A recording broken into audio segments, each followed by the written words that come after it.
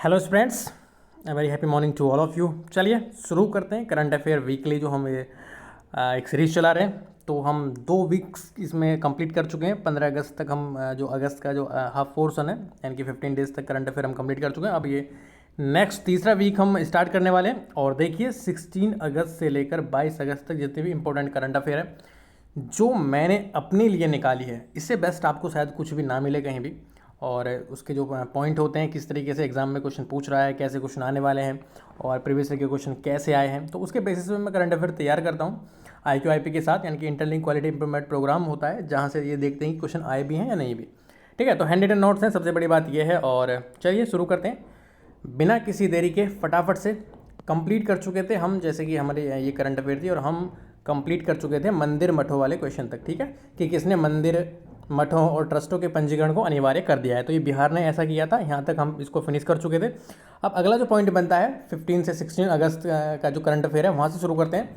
तो देखिए NSG का महानिदेशक, किसका NSG का महानिदेशक किसे नियुक्त किया गया है, तो एक बार ये क्वेश्चन पूछा गया है, इसलिए याद रखें अनीस दयाल सिंह को। किसको भैया? अनीस दयाल सिंह को NSG का महानिदेशक नियुक्त किया गया है। NSG 1986 सितंबर में इसका गठन होता है और हेडक्वार्टर इसका न्यू दिल्ली में। ठीक है, कहाँ पर? न्यू दिल्ली में। आगे कह रहा है कि थाईलैंड की सबसे युवा जो प्राइम मिनिस्टर बनी है, बड़ा क्वेश्चन है, स्टार मार्क करिएगा। सबसे युवा प्राइम मिनिस्टर है कहाँ की? थाईलैंड की। ये इनका नाम है पेंटोकटर्न और सिनावात्रा। क्या है? पेंटोकटर्न सिनावात्रा। और 37 वर्ष की इनकी उम्र है। कभी कितनी है? 37 ईयर ओल्ड की अभी ये हैं, तो इसलिए थोड़ा सा ये क्वेश्चन इंपॉर्टेंट हो जाता है भैया। और आगे चलिए, WHO ने किसे सेकंड टाइम, बड़ी न्यूज़ है, सेकंड टाइम वैश्विक सार्वजनिक स्वास्थ्य आपातकाल घोषित किया है। भैया कौन सी बीमारी ऐसी हो गई जिसने WHO ने दूसरी बार वैश्विक सार्वजनिक स्वास्थ्य आपातकाल घोषित किया है? तो यह मंकी पॉक्स, जिसको हम बोलते हैं आजकल एमपॉक्स। ठीक है, पहले 2022 में इसको स्वास्थ्य आपातकाल घोषित किया गया था। WHO की बात कर लीजिए, 1948 में गठन होता है और जिनेवा स्विट्जरलैंड में इसका हेड क्वार्टर है। चलिए नेक्स्ट, प्लास्टिक खाने वाले कवक की खोज। क्या है जी? प्लास्टिक खाने वाले कवक की खोज किसने की है? जर्मनी के वैज्ञानिकों ने ये कारनामा कर दिखाया है। जो प्लास्टिक खाएंगे यानी कि प्लास्टिक जो पोल्यूशन होता है उसमें थोड़ा सा निजात मिलेगा। नेक्स्ट चलिए, MP के ओंकारेश्वर में, मध्य प्रदेश के ओंकारेश्वर में 90 मेगावाट बिजली पैदा करने वाली मध्य और उत्तर भारत की सबसे बड़ी, यहाँ देख लीजिए, मध्य और उत्तर भारत की सबसे बड़ी तैरती परियोजना शुरू की है। किसने शुरू की है? मध्य प्रदेश के ओंकारेश्वर में। ठीक है, नेक्स्ट चलिए, अग्नि मिसाइलों के जनक। क्या है? अग्नि मिसाइलों के जनक का निधन हो गया है। नाम क्या था इनका? राम नारायण अग्रवाल। 84 वर्ष में इनका निधन हुआ है। कितने वर्ष में? 84 वर्ष में निधन हुआ है। और इनको क्या कहते थे? अग्नि मिसाइलों के जनक। जो आपकी अग्नि 4, अग्नि 5 ये मिसाइल्स हैं, तो इनके जनक हैं कौन? राम नारायण अग्रवाल। तीसरे, voice of the Global South. क्या है? Third, voice of the Global South शिखर सम्मेलन की मेजबानी भारत ने की है, तो इसलिए थोड़ा सा इंपॉर्टेंट हो जाता है। और इस बार की थीम जो देखी गई है यहाँ पर, यह है एक सतत भविष्य के लिए सशक्त वैश्विक दक्षिण। एक सतत भविष्य के लिए सशक्त वैश्विक दक्षिण। ठीक है, चलिए नेक्स्ट आगे चलिए।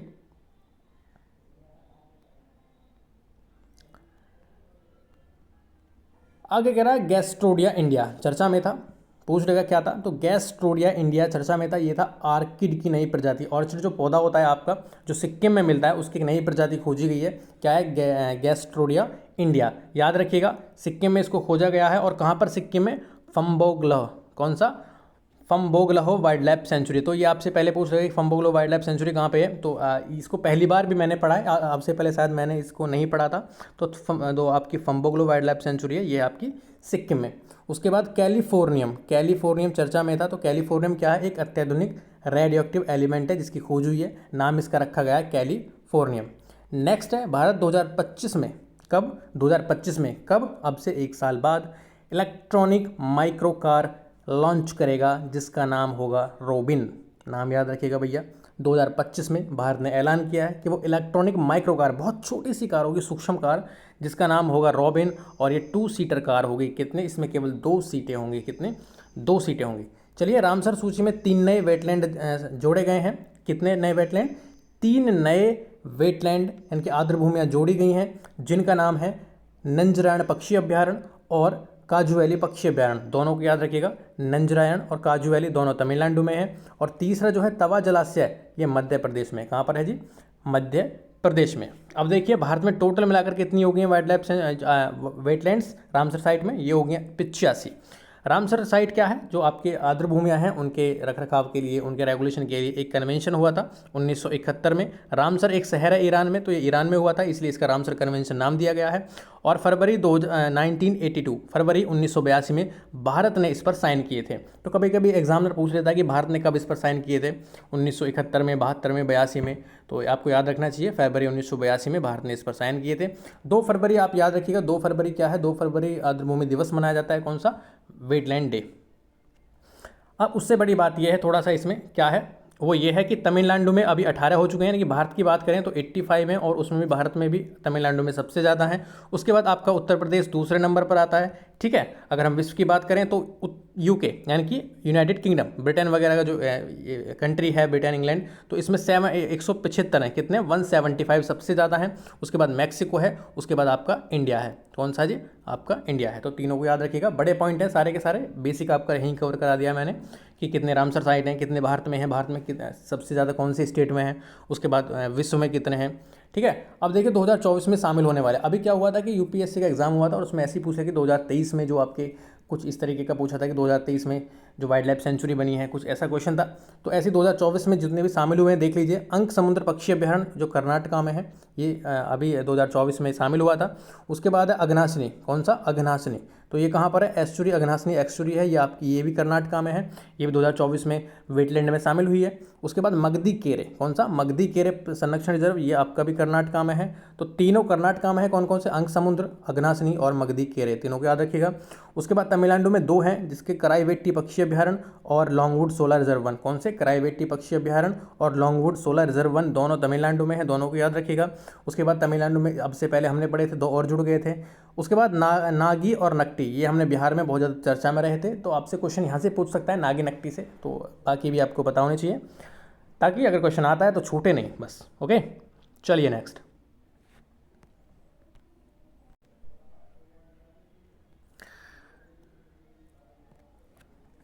नेक्स्ट रहा कि यूएन में भारत का पहला स्थायी प्रतिनिधित्व, यूएन में भारत का पहला स्थायी स्टेबल प्रतिनिधित्व कौन कर रहा है भैया, पार्थानेनी हरीश, कौन, पार्थानेनी हरीश इनका नाम है, रुचिरा काम्बोज का स्थान इन्होंने लिया है। तो भारत की तरफ से कौन प्रतिनिधित्व कर रहा है, अब कर रहा है पार्थानेनी हरीश। रुचिरा काम्बोज बहुत बड़ा नाम था, चर्चा में भी था, काफ़ी था, तो इन्होंने अपना पद जो आप पद है वो वहाँ से सेवानिवृत्त हो चुकी हैं, और उनके स्थान पर जो पद ग्रहण किया है वो क्या है, पार्थानेनी हरीश ने, ठीक है। आपसे क्वेश्चन ये नहीं पूछा गया किसने किया है, आपसे पूछा है किसको इन्होंने रिप्लेस किया है, तो रिप्लेस किया है रुचिरा काम्बोज को। उसके बाद यूएन की बात कर लेते हैं, अक्टूबर 1945 में इसका गठन होता है, और सैन फ्रांसिस्को यूएसए में इसका हेडक्वार्टर है। ओके, ईडी का निदेशक, एनफोर्समेंट डिपार्टमेंट ईडी का निदेशक कौन है, राहुल नवीन है, तो चर्चा में थे इसलिए याद रखिएगा। ईडी इधर उधर छापा मारती रहती है, तो पता होना चाहिए ईडी का निदेशक कौन है, राहुल नवीन है। और ईडी का गठन हुआ था 1956 में, कब ईडी का गठन होता है, 1956, न्यू दिल्ली में इसका हेडक्वार्टर है, ठीक है। चलिए, उसके बाद बैडमिंटन विश्व महासंघों ने डोपिंग रोधी नियमों के उल्लंघन के कारण 18 महीने के लिए निलंबित कर दिया गया है। ऐसे क्वेश्चन ज़्यादा पूछता है, ताकि किसी खिलाड़ी को निलंबन हुआ है, वो ड्रग्स वगैरह में पाया गया है, तो ऐसे मतलब यूनिक सी न्यूज़ होती हैं, और यहाँ से क्वेश्चन बनने के चांसेस थोड़ा बढ़ जाते हैं। तो बैडमिंटन विश्व महासंघ ने डोपिंग रोधी नियमों के उल्लंघन के कारण 18 महीने का प्रतिबंध लगाया है, और वो है प्रमोद भगत। प्रमोद भगत कौन है, पैरा शटलर हैं, मतलब बैडमिंटन के खिलाड़ी हैं प्रमोद भगत, याद रखिएगा। नेक्स्ट चलिए, सीएपीएफ के जवानों और सशस्त्र बलों के लिए, सीएपीएफ के जवानों और सशस्त्र बलों के लिए 103 वीरता पुरस्कार प्रदान किए गए हैं, ठीक है। 103 वीरता पुरस्कार, इस बार पूछ लेगा कि इस बार के वीरता पुरस्कार किसको दिए गए हैं, तो सीएपीएफ के जवानों और सशस्त्र बलों के लिए सीएपीएफ जो आपके वीरता पुरस्कार हैं वो दिए गए हैं, जिसमें से 4 कीर्ति चक्र हैं, 18 शौर्य चक्र हैं, 63 सेना के पदक हैं, 11 नेवी को हैं, 6 एयरफोर्स को हैं, इस तरीके के इनका आवंटन हुआ है। सीएपीएफ याद रखिएगा, पूछ सकता है आपसे। नेक्स्ट है कि पेरिस ओलंपिक 2024 में भारतीय टीम के लिए Saif D mission, Saif D mission क्या होता है पहले हम ये जानेंगे। 2000 पैरालंपिक है भैया, याद रखिएगा, पैरालंपिक, ओलंपिक में कंफ्यूज मत हो जाना, ये पैरा ओलंपिक हैं जो अब होने वाले हैं, कब से, 28 अगस्त से शुरू हो जाएंगे शायद, और 8 सितंबर तक चलेंगे ये, तो पैरालंपिक है।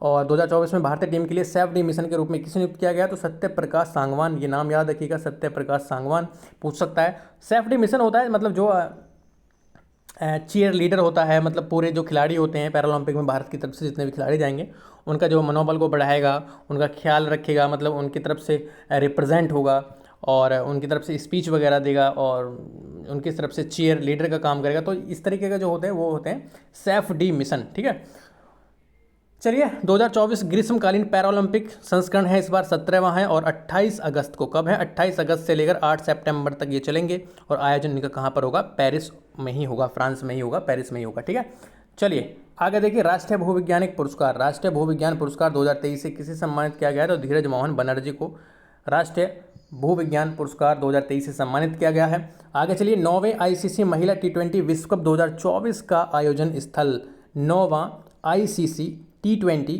विश्व कप 2024, भैया अंडर 19 में मत कंफ्यूज हो जाना, U19 में मत कंफ्यूज होना, U19 नहीं है ये, तो कौन सा है ये, 9वां ICC महिला T20 महिला विश्व कप 2024।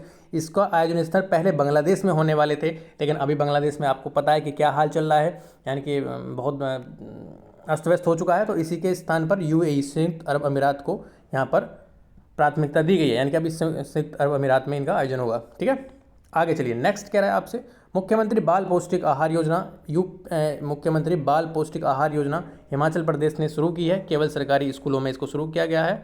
तो वही आपका पौष्टिक मतलब भोजन वगैरह से संबंधित है, जितने भी 1 से लेकर 8 तक के स्कूल के बच्चे हैं उनको पौष्टिक आहार दिया जाएगा। उसके बाद शताब्दी स्मारक सिक्का, शताब्दी स्मारक सिक्का ये भाई राजनाथ सिंह ने इसको लॉन्च किया है और किसके लिए लॉन्च किया है, क्लैगनार M करुणानिधि के सम्मान में इसको लॉन्च किया गया है। कौन, क्लैगनार M करुणानिधि के सम्मान में।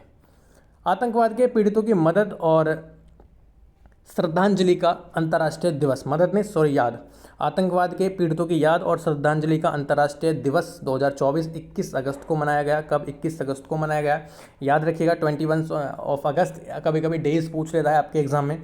दुनिया के सबसे बुजुर्ग महिला कौन है भैया, मारिया ब्रायंस मोरेरा, मारिया ब्रायंस मोरेरा इनका नाम है और इनका निधन हो चुका है 117 वर्ष की उम्र में, और ये स्पेन से संबंधित थी। कहाँ से, स्पेन से। कर्मचारी राज्य बीमा निगम ESIC इसको बोलते हैं कि महानिदेशक कौन बने हैं, अशोक कुमार सिंह को महानिदेशक चुना गया है, किसका, कर्मचारी राज्य बीमा निगम का। 1952 में गठन होता है, नई दिल्ली में इसका हेडक्वार्टर है। नेक्स्ट चलिए, मान्याचीवाड़ी गाँव, कौन सा, मान्याचीवाड़ी गाँव, नाम से पता लगा महाराष्ट्र का कुछ है, महाराष्ट्र का मान्याचीवाड़ी गाँव जो महाराष्ट्र का पहला सोलर गांव बना है। अब आप मुझे कमेंट बॉक्स में एक छोटी सी चीज़ बताओगे, जरूर जरूर जरूर बताना गूगल करके, वो ये है कि भारत का पहला सोलर गांव कौन सा बना था, भारत का पहला सोलर गांव कौन सा बना था। ये मान्याचीवाड़ी गांव महाराष्ट्र का है। नोट करके मैंने क्या यहाँ पर दिखाया, तो ये भी हमको पता होना चाहिए कि नोट मैंने क्या लिखा है। प्रधानमंत्री सूर्य घर मुफ्त बिजली योजना चर्चा में थी, इसी के चक्कर में तो पता होनी चाहिए। उद्घाटन PM नरेंद्र मोदी ने इसका किया है। शुरुआत हुई थी 15 फरवरी 2024 को, कब हुई थी, 15 फरवरी 2024 को इसकी शुरुआत होती है बजट में। उसके बाद नोडल मिनिस्ट्री जो है वो आपको पता होनी चाहिए, इसका नवीन और नवीकरणीय ऊर्जा मंत्रालय है। उद्देश्य जो है आपका 1 करोड़ घरों को प्रतिमाह 300 यूनिट मुफ्त बिजली, कितना, 1 करोड़ घरों को प्रतिमाह 300 यूनिट मुफ्त बिजली देने की इसमें घोषणा है। तो ये जो उद्देश्य है वो आपको पता होनी चाहिए। आप 300 की जगह 3400 कर देगा, 200 कर देगा, 250 कर देगा, 1 करोड़ की जगह 2 करोड़ कर देगा, तो ये आपको थोड़ा पता होना चाहिए। ठीक है, नेक्स्ट करा है कि अमेजन फॉरेस्ट के लिए दुनिया का पहला कार्बन रिमूवल बॉन्ड, जहाँ पर दुनिया का पहला, विश्व का पहला, भारत का पहला, इस तरीके की चीज़ आती है तो थोड़ा सा अलर्ट हो जाना चाहिए आपको, 2-3 स्टार मार्क करना है। अमेजन फॉरेस्ट के लिए दुनिया का पहला कार्बन रिमूवल बॉन्ड किसने लॉन्च किया है, विश्व बैंक ने लॉन्च किया है, ये आपको पता होना चाहिए। कार्बन रिमूवल बॉन्ड का मतलब आप जानते ही हैं, मतलब जैसे कि आपका एमिशन है या फिर जो पर्यावरण प्रदूषण है उसके लिए, उसको कम करने के लिए इस तरीके के बॉन्ड जारी किए जाते हैं। जुलाई 1944 में विश्व बैंक बनता है, वाशिंगटन DC में इसका हेडक्वार्टर है। अजय बंगा इसके कौन है, अध्यक्ष हैं, और 189 इसके देश हैं। चलिए, राष्ट्रीय सद्भावना दिवस 2024 20 अगस्त को मनाया गया। कब, 20 अगस्त को पूर्व प्रधानमंत्री राजीव गांधी की जयंती के उपलक्ष्य में ये दिवस मनाया जाता है। कौन सा, सद्भावना दिवस 20 अगस्त को। ठीक है, नोट करके नीचे लिखा है मैंने, क्या लिखा है ये थोड़ा सा देख लीजिए। विश्व संस्कृत दिवस 2024 19 अगस्त को, संस्कृत दिवस है, संस्कृति नहीं है, संस्कृत दिवस 2024 19 अगस्त, और उसी के साथ विश्व मानवतावादी दिवस 19 अगस्त, तो दोनों पता होना चाहिए आपको, संस्कृत दिवस और विश्व मानवतावादी दिवस। नेक्स्ट है, किस राज्य के शाकाहारी एरी सिल्क, कौन सा सिल्क है भैया, एरी सिल्क को प्रतिष्ठित ओको टैक्स प्रमाणन, से सम्मानित किया गया है। कौन सा प्रमाणन है? ओकोटेक्स प्रमाणन से सम्मानित किया गया है। ओकोटेक्स प्रमाणन का मतलब होता है जो आपके जो पर्यावरण है उसके अनुकूल हों चीज़ें, यानी कि ग्रीनरी से संबंधित हों और पर्यावरण में ज़्यादा जो मतलब एमिशन होता है उसमें ज़्यादा इसका इन्वॉल्वमेंट ना हो। तो सीधी सीधी बात यह, ओकोटेक्स का मतलब होता है कि जो पर्यावरण के अनुकूल हो, मतलब पर्यावरण के खिलाफ ना हो, अनुकूल हो।